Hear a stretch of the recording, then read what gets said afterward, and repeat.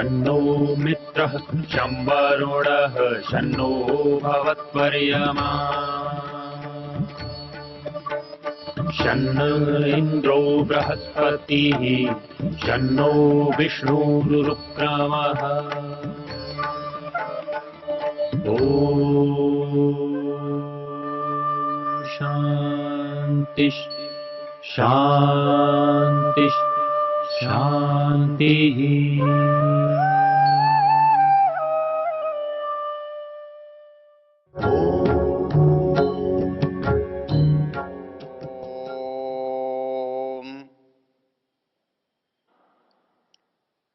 हम गत प्रसंग से वेद के 31वां अध्याय यजुर्वेद का उसकी चर्चा कर रहे हैं। हमने पिछले प्रसंग में देखा था कि सृष्टि उत्पत्ति के क्रम में हमको ज्ञान की प्राप्ति कैसे होती है। मंत्र था तस्माद् यज्ञात् सर्वहुतः ऋचः सामानि जज्जिने छंदांसि जज्जिने तस्मात् यजुस्तस्मादजायत। इसका सामान्य अर्थ है उस परम पुरुष परमेश्वर से ऋग्वेद, यजुर्वेद, सामवेद और अथर्ववेद का ज्ञान प्राप्त हुआ। यहाँ पर जो मूल समस्या जिस पर हम विचार कर रहे थे वो ये थी कि ये ज्ञान परमेश्वर ने कैसे दिया होगा,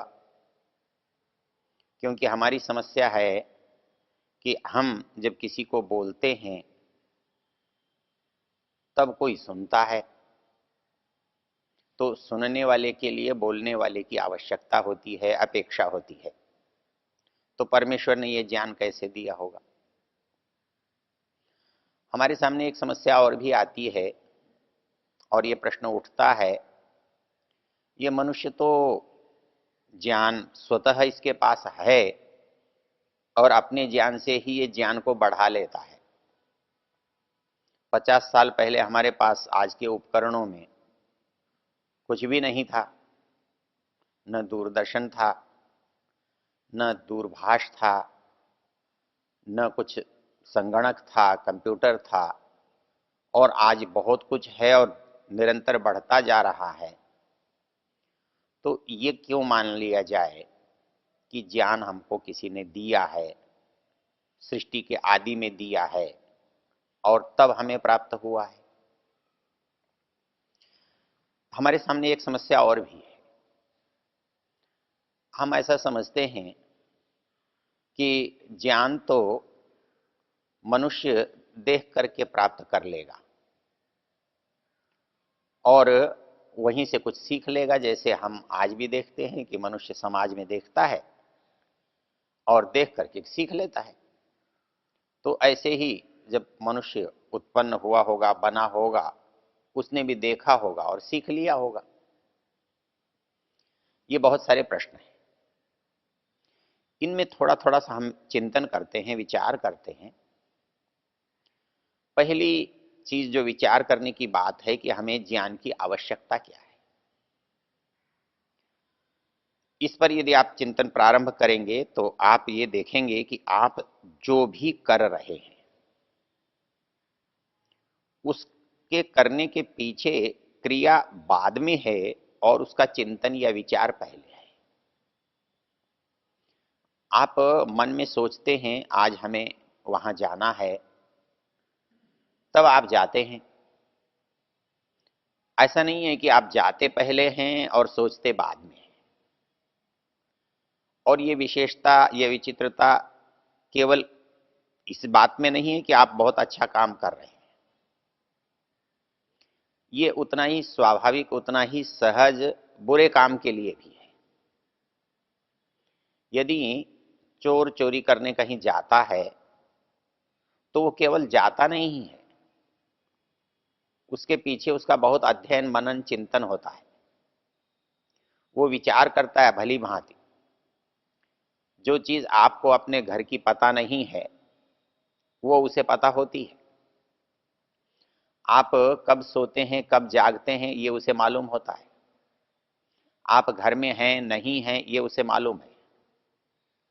कब जाना ठीक रहेगा, कैसे जाना ठीक रहेगा, उसे पता है। तो नियम ये है कि पहले विचार होता है और उसके बाद क्रिया होती है। कोई काम करते हैं हम, अच्छा करते हैं, बुरा करते हैं, छोटा करते हैं, बड़ा करते हैं, तो निश्चित रूप से हम पहले सोचते हैं। चाहे उठकर मुझे बाहर ही क्यों न जाना हो, तो बाहर जाने से पहले मैं ये सोचूंगा, अच्छा मैं बाहर जाऊं। तो ये एक हमारे को समझने की बात है कि हमारे करने और सोचने में संबंध है। तो सोचना अनिवार्य है। तो यदि आप सोचते हैं तो आप एक बात और भी कर सकते हैं। आप क्या सोचने के लिए किस चीज को उपयोग में लाते हैं, कैसे सोचते हैं? तो पता लगता है कि सोचते तो हम शब्दों से हैं, सोचते तो हम भाषा से हैं। तो आप ये कैसे कल्पना कर सकते हैं कि जिस दिन आप पैदा हुए हों और आपके पास भाषा ना हो, और भाषा ना हो तो आपने सोचा कैसे होगा? यदि वो सोचने का अवसर आपके पास आज भी आपसे भाषा ले ली जाए तो आप कैसे सोचेंगे? ये कुछ स्वाभाविक प्राकृतिक समस्याएं हैं और इनका वैसे ही समाधान होता है। पहली चीज ये कि ज्ञान जो है वो हमारे पास बाहर से आया है या हमारे में से निकला है।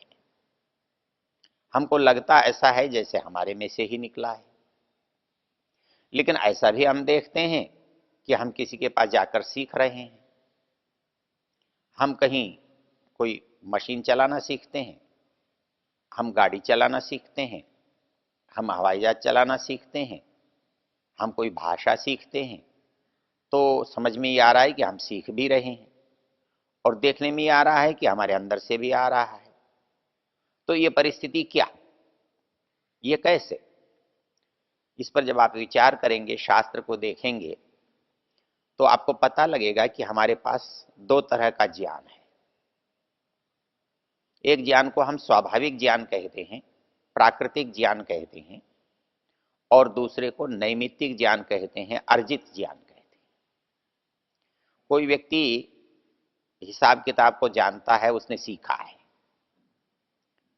कोई किसी भाषा को जानता है, उसने सीखा है। लेकिन मुझे भूख लगती है, प्यास लगती है, नींद आती है, ये मुझे किसी से सीखने की आवश्यकता नहीं होती।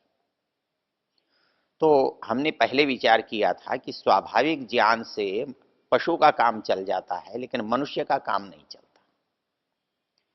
और मनुष्य का काम नहीं चलता और इसके पास स्वाभाविक ज्ञान में वो बात नहीं है जो ये कर रहा है, जो देख रहा है, तो आई कहां से? कोई न कोई उसका जानने वाला होना चाहिए। तो जानने वाला हो कौन सकता है? हम में से कोई होता है तो हमारा बड़ा होता है। वो गुरु हो सकता है, वो माता पिता हो सकता है, वो प्रवचनकर्ता हो सकता है, वो उपदेशक हो सकता है, वो समाज हो सकता है, समाज में रहने वाले काम हो सकते हैं, उनसे हम उस बात को सीख सकते हैं। लेकिन वो भी तो हैं तब सीख रहे हैं, वो हुए तब हमने सीखा। उन्होंने किससे सीखा? उन्होंने अपने गुरुओं से सीखा। तो सबसे पहले किसने सिखाया?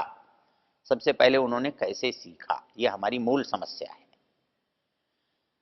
और बिना सिखाए ये आता नहीं है, बिना सिखाए मालूम नहीं होता है। कोई न कोई सिखाने वाला, बताने वाला होना चाहिए। तो कौन होगा? तब ये सोचकर विवश होना पड़ता है कि कोई ऐसा है जो इस सब को जानता है और इन सब को जना सकता है, ज्ञान दे सकता है। एक गुरु है, 2 4 5 शिष्यों को, 10 शिष्यों को उपकरण है तो 100 200 शिष्यों को। और यदि कहीं आपको उससे सिखाना पड़े दूरदर्शन से तो हो सकता है हजारों शिष्यों को आप सिखा सकते हैं।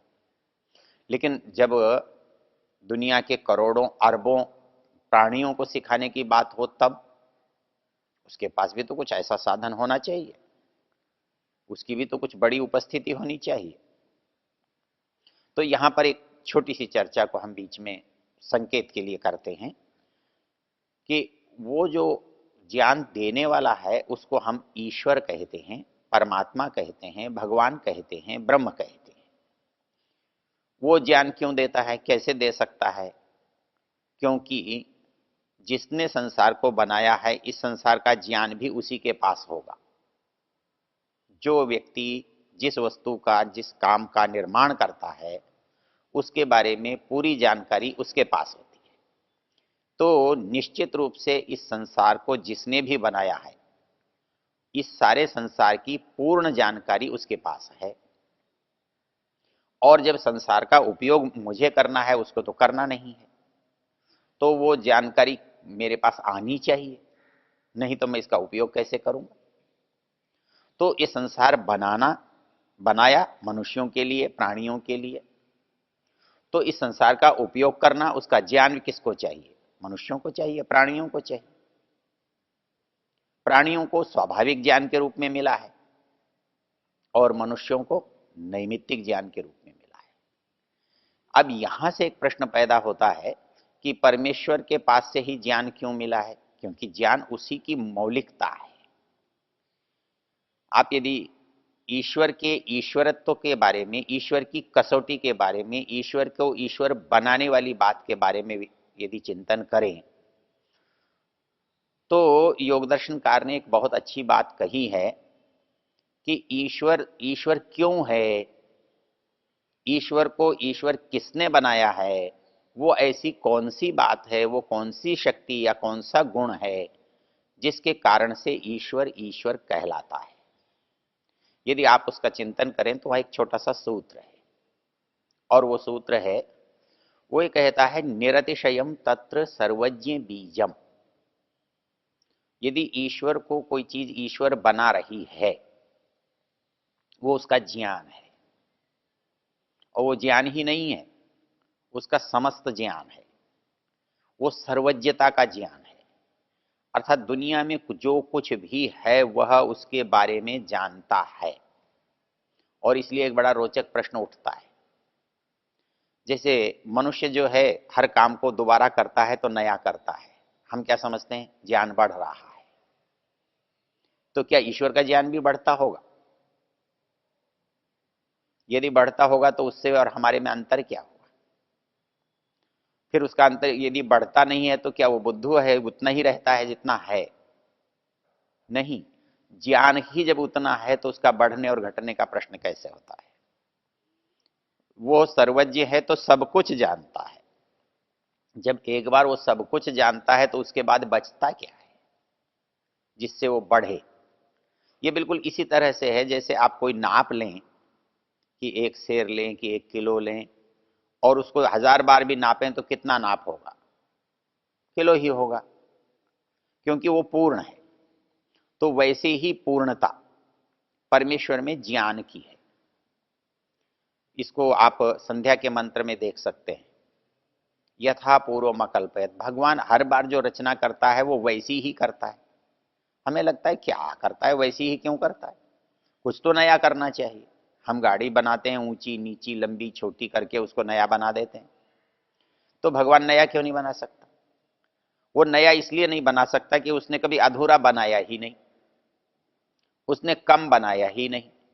जब भी बनाया पूरा ही बनाया, और इसलिए जब भी बनाएगा वो पूरा ही बनाएगा। तो उसका काम सदा एक जैसा होगा, वैसा ही होगा जैसा अब है, जैसा बाद में होगा, जैसा पहले था। तो इसलिए सर्वज्ञता उसका जो विशेष गुण है। निरतिशयम तत्र सर्वज्ञ बीजम। वो निरत, और वो सर्वज्ञता किस पर टिकी हुई है? वो सर्वज्ञता हमारे पास क्यों नहीं है? संसार के पदार्थों में तो वो हो नहीं सकती, क्योंकि वो चेतन का धर्म है, और संसार के पदार्थ जड़ हैं, प्रकृति जड़ है। लेकिन ये मनुष्य हैं, पशु हैं, पक्षी हैं, प्राणी हैं, तो इनके पास तो चेतनता है, तो इनके पास सर्वज्ञता क्यों नहीं है? सर्वज्ञता हो सकती है, लेकिन मूल चीज क्या है कि हम जहां हैं वहां के बारे में जानते हैं, जान सकते हैं। हम जहां नहीं हैं वहां के बारे में नहीं जान सकते। तो जानने का संबंध किस चीज से बना? होने से। जहां हैं वहां के बारे में जानेंगे, हम जहां नहीं हैं वहां के बारे में नहीं जानेंगे। हम यहां बैठे हैं, हमें यहां का पता है, बाहर क्या हो रहा है हमें नहीं पता है। इस जन्म में हमें पता है, इससे पिछले का हमको पता नहीं है। अभी का पता है, भविष्य का पता नहीं है। इससे क्या पता लगता है कि जानने के लिए शर्त है होना। तो परमेश्वर क्यों जानता है, क्यों जान सकता है? क्योंकि वो है। वो सब कुछ क्यों जानता है? वो सब जगह है। वो सदा क्यों जानता है? वो सदा से है। वो पहले भी था, आज भी है, आगे भी रहेगा। इसलिए उसका ज्ञान मेरी तरह अधूरा नहीं होगा। कभी होगा कभी नहीं होगा ऐसा नहीं होगा। मैं जानता था मैं भूल गया ऐसा नहीं होगा। मैं नहीं जानता था मैं सीखूंगा ऐसा भी नहीं होगा। क्योंकि वो तो सदा वर्तमान है। तो वर्तमान होने से, पूर्ण होने से, सब जगह होने से उसमें कोई परिवर्तन कभी भी होने वाला नहीं है। तो इसलिए ईश्वर सर्वव्यापक है, इसलिए सर्वज्ञ है। और वो सर्वज्ञ है इसलिए सर्वशक्तिमान है। तो ये जो तीन बातें हैं वो एक साथ हैं। अर्थात सर्वज्ञ नहीं हो सकता हम में से कोई, क्योंकि हम सर्वव्यापक नहीं हो सकते। जीव क्योंकि अणु है, जीव एक देशी है, जीव स्वल्प है, इसलिए इसके सारे सामर्थ्य भी कम हैं। वो जान सकता है क्योंकि जानने का सामर्थ्य उसकी चेतना में है, लेकिन वो सब जगह नहीं है, वो बड़ा नहीं है, इसलिए बड़ी जानकारी नहीं रख सकता। वो जितना उसका सामर्थ्य है उतनी जानकारी उसको रहती है। जहां वो रहता है उतनी जानकारी उसको रहती है। जिस देश में जिस काल में उसका जन्म होता है उतनी जानकारी उसको होती है। तो इसलिए वो सर्वज्ञ तो नहीं हो सकता, लेकिन ज्ञ है, अल्पज्ञ है। वो अल्प ज्ञान वाला है, इसलिए वो सर्वशक्तिमान नहीं हो सकता। वो शक्तिमान है, अल्प शक्ति वाला है। इसलिए सर्वज्ञता, सर्वव्यापकता, सर्वशक्तिमत्ता ये परमेश्वर का गुण है। और मनुष्य का अल्पज्ञता है, अल्पशक्तिमत्ता है, एक देशित्व है, ये थोड़ी जगह रहने वाला है, इसलिए इसका गुण जो है अल्पज्ञता है। तो ज्ञान का जो स्रोत बनेगा वो अधिक से कम की ओर आएगा, कम की ओर से अधिक की ओर नहीं जाएगा। जो मेरे से अधिक जानता है वो मुझे शिक्षित करेगा। जो जिसको मैं नहीं जानता और जो उसको जानता है वो मुझे शिक्षित करेगा। तो ऐसी परिस्थिति में इस संसार में जब मेरा अवतरण होता है, मैं इस संसार में आता हूं और पहले पहल आता हूं, तो फिर मुझे कौन शिक्षित करेगा, मुझे कौन ज्ञान देगा? तो निश्चित रूप से वही ज्ञान देगा, वही मुझे ज्ञान दे सकेगा जिसके पास ज्ञान है। एक चीज। और दूसरी चीज जो महत्वपूर्ण है, मुझे वो व्यक्ति ज्ञान नहीं दे सकता जो मेरे पास नहीं है, जो मुझे सुलभ नहीं है, जिसका मेरा संबंध नहीं है। उसके पास ज्ञान तो हो सकता है, लेकिन उस ज्ञान का मेरे से संपर्क ही नहीं है, मैं उससे मिला ही नहीं, तो मुझे कैसे देगा? इस दृष्टि से ईश्वर ही एकमात्र ज्ञान का देने वाला बनता है।